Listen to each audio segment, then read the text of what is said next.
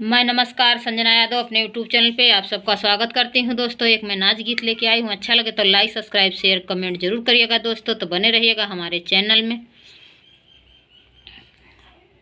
गई न अपने पियावा से हार छोटी ना नदी, गई लो अपने पियावा से हार छोटी ना नदी, गई नो अपने पियावा से हार छोटी ना नदी।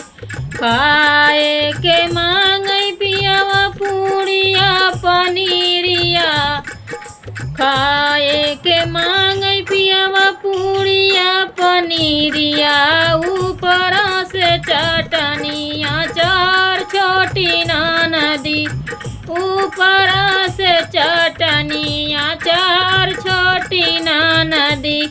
गईलो अपने पियावा से हार छोटी ना नदी, गईलो अपने पियावा से हार छोटी ना नदी।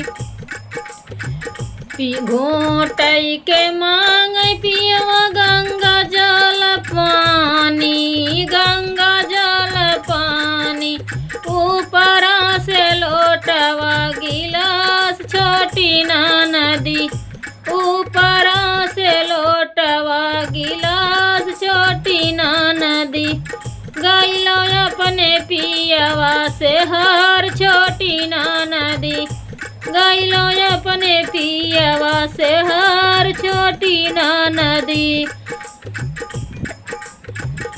ऊंचाई के मांगई जोड़ा जोड़ा पानवा, ऊंचाई के मांगई जोड़ा जोड़ा पानवा, ऊपर से घूट का पुकार छोटी ना नदी, ऊपर से घूट का पुकार छोटी ना नदी। गईलो अपने पियावा से हार छोटी ना नदी, गईलो अपने पियावा से हार छोटी ना नदी। सोवई के मांगई पियावा लाली पलंगिया हो, लाली पलंगिया, ऊपर से सवतिन हमार छोटी ना नदी, ऊपर से सवतिन हमार छोटी ना नदी। गईलो अपने पियावा से हार छोटी ना नदी, गईलो अपने पियावा से हार छोटी ना नदी।